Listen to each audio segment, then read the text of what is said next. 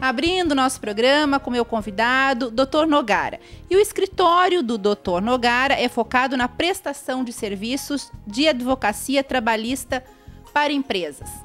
E quantos problemas, né, minha gente, uma empresa pode ter? Como acidente de trabalho, câmeras filmadoras, dano moral, assédio sexual, que o doutor vai estar falando hoje, nos explicando o que é um, o que é outro, porque muita gente confunde e foi o assunto pedido para o doutor nos explicar. Contrato de experiência, abandono de emprego e assim vai, são muitos problemas. Mas o bom mesmo é não ter problema, né, doutor? Seja bem-vindo. Obrigado, Marília. É sempre um prazer retornar ao teu programa. Obrigada. Para conversar sobre direito do trabalho e também esclarecer as dúvidas dos telespectadores. Vamos então começar com as dúvidas, né, do nosso pessoal, das suas telespectadoras, falando de assédio moral e assédio sexual. Mas vamos então começar pelo assédio moral. Mas primeiro, doutor, o que vem a ser a palavra assédio? O que é assédio? A palavra assédio, ela deriva do latim, né? Absédios, absidium, e ela significa nada mais do que um cerco, né? Uma cilada. Né?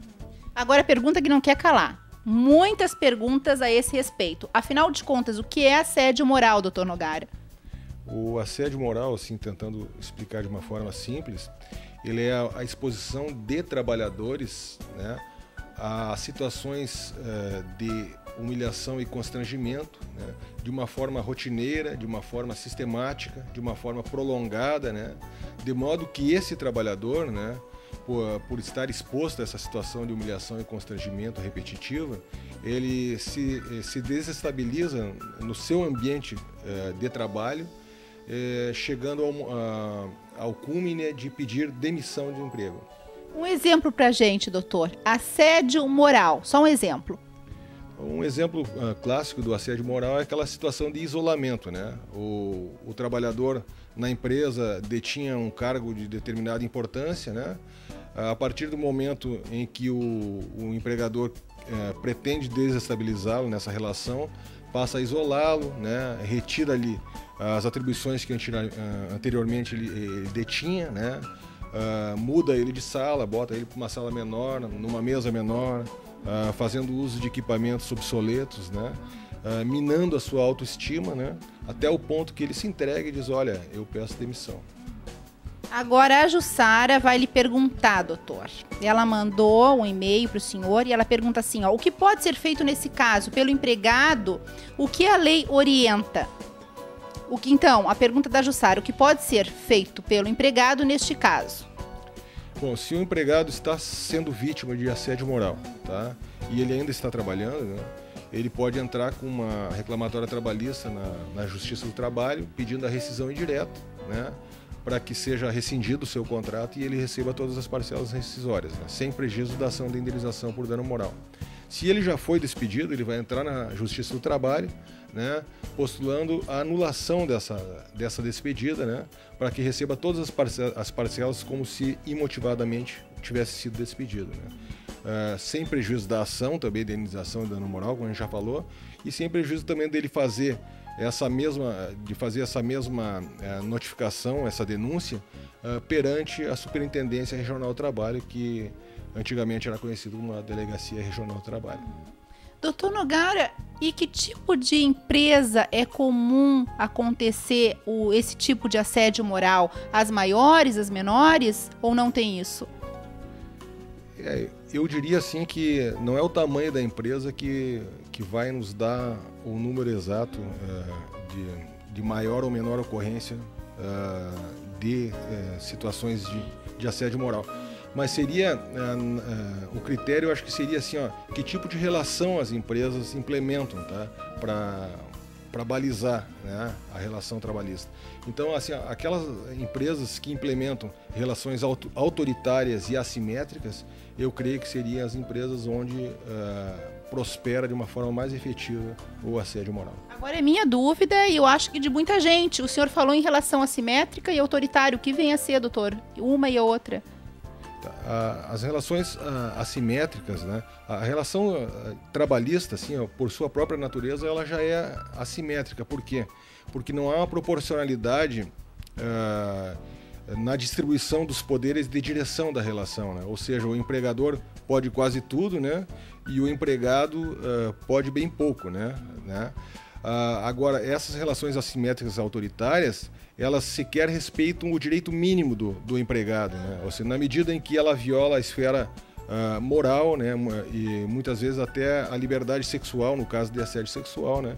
Então é isso que vem a ser denominado uma relação assimétrica, né? Ou seja, o poder para dirigir a relação está quase que na totalidade de um lado só.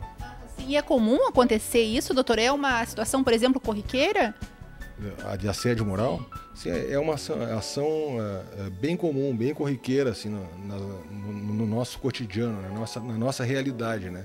Embora seja uma situação ocorrente de longa data nas relações laborais no Brasil, ela começou a ser difundida de uma forma mais efetiva a partir do estudo e da publicação da obra de Margarida Barreto, que fez a tradução de uma obra da pesquisadora francesa Marie-France Irigoyen, e a partir de então começou a se dar mais atenção a esse instituto chamado assédio moral. Mas o que leva, afinal, doutor, uma empresa a fazer isso? O que leva a empresa a fazer isso, primeiramente, é a possibilidade de obter vantagem financeira em decorrência desse tipo de conduta reprovável, né? Um caso concreto que eu vivenciei, o empregado tinha mais de 20 anos na empresa, então ele tinha cerca de 20 mil reais depositado a título de fundo de garantia. A empresa queria despedi-lo, mas não queria pagar a multa de 40% incidente sobre esses depósitos. Então começou a pressioná-lo, né? Começou a retirar atribuições que ele tinha anteriormente, né? Nas reuniões que antes ele presidia, ele passou a ter que desenvolver atividades secundárias, tinha que servir cafezinho, né? Em algumas reuniões ele tinha que se retirar para levar um recado em outro setor, né? Foi transferido de sala, né? Até o ponto de ele não aguentar mais e pedir demissão. Mas como fica agora, doutor, essa demissão? É válida, não é válida? Essa até vou fugir um pouco aqui da nossa pauta. Como fica a demissão? Essa demissão, se provado a ocorrência do assédio moral, ele pode pedir anulação na Justiça do Trabalho. Agora, muita gente confunde assédio sexual e assédio moral. Essa pergunta, eu acho que teve umas 10 ou 12 pessoas que perguntaram o que vem a ser, doutor, um e outro, o que é assédio moral e assédio sexual, até para exemplificar para o nosso telespectador. Tá, repetindo, o assédio moral é aquela exposição repetitiva, né, a situações de constrangimento, humilhação do empregado na relação de trabalho, né, com a finalidade de que ele venha pedir demissão, de desestabilizar ele no ambiente interno e que ele venha pedir demissão, né. Já o assédio sexual é um cerco, é uma cilada, né, com fins sexuais, ou seja, o superior hierárquico dentro da relação de trabalho, né, ele vai impor, né, vai expor o trabalhador a situações em que pressionado ele consinta favores ou préstimos sexuais, né, em trocas de determinados privilégios, de determinadas benesses, né. Um exemplo clássico é aquele do empregador que chega para funcionário e diz: olha, aquelas tuas férias é para ser em agosto, né, mas se a gente sair para jantar, né, ou fazer um programa, sei lá ela pode ser em janeiro, em fevereiro, junto com as férias do teu marido, com do teu filho, né? Sim, assediando, né, a funcionária. Mas agora uma pergunta minha. E se essa funcionária concede, se ela aceitar o assédio, né, do patrão, do chefe? Isso aí é uma questão bem polêmica, porque a gente tem que ver até onde esse consentimento, né, dela, assim, foi efetivo ou não, né? Até onde ele está viciado ou não, né?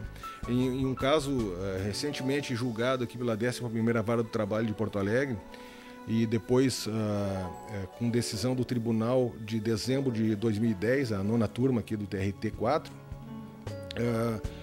houve a seguinte situação. A empregada entrou com uma ação dizendo que tinha sido assediada pelo superior hierárquico, né? E que inclusive esse seu chefe teria tirado fotos dela com roupas íntimas, né? E propagado pelo correio eletrônico da empresa, né? Só que no processo, o que foi provado? Que, na verdade, houve uma relação amorosa e afetiva entre ela e o seu chefe, sabe? Então, justamente essa tua pergunta, né? Ela consentiu ou ela não consentiu, né? Neste caso concreto, tá?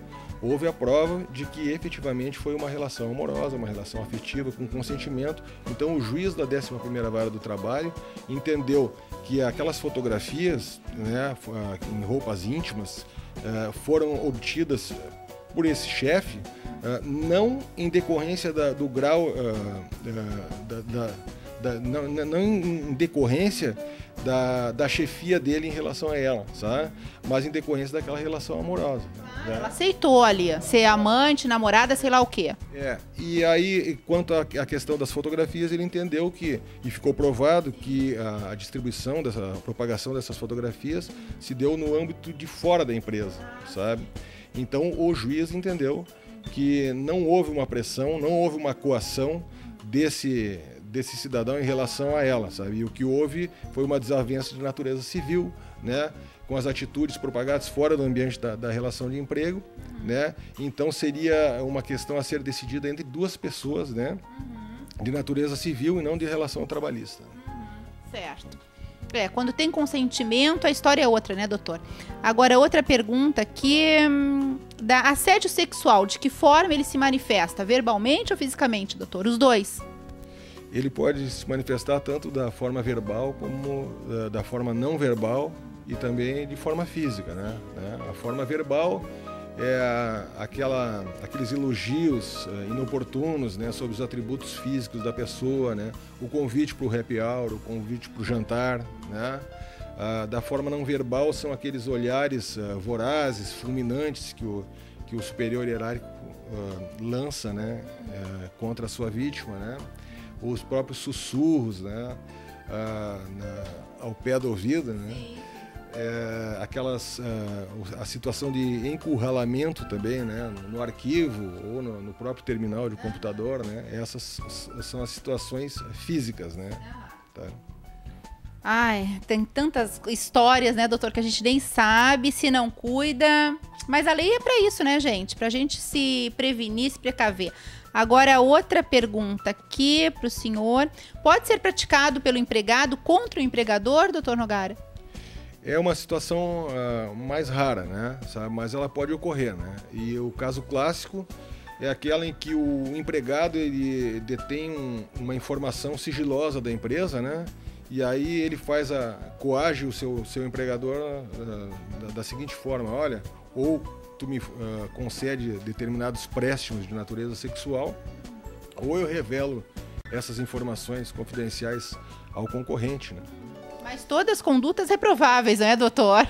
São todas condutas reprováveis, né? Agora, um modo de tu evitares isso, né, é tu investir numa consultoria especializada em gestão comportamental e relações humanas, né, de modo a tornar essa relação mais harmônica, né, menos doentia e com a certeza de que todo o dinheiro investido aí vai ter um retorno que vai trazer benefícios tanto para o empregado como para o empregador. Que bom. Hoje nós aprendemos o que é assédio sexual e assédio moral com o doutor Nogara. Doutor, então, lhe espero semana que vem, falando de outro assunto. O maior prazer, retornarei. Obrigada, doutor. Bom, gente, vou deixar para vocês o endereço do Dr. Nogara. Fica na Borges de Medeiros, próximo ao shopping Praia de Belas. O número, tá tudo no vídeo. O endereço, Borges de Medeiros, 2105, sala 805. O telefone, fica no prédio do Hotel Intercity, bem conhecido. Telefone, 3391-2242. E claro, o e-mail do doutor, podem anotar e mandarem suas dúvidas. nogara@via-rs.net. E a semana que vem, novamente falando de direito e defendendo também nossos direitos, o doutor Nogara.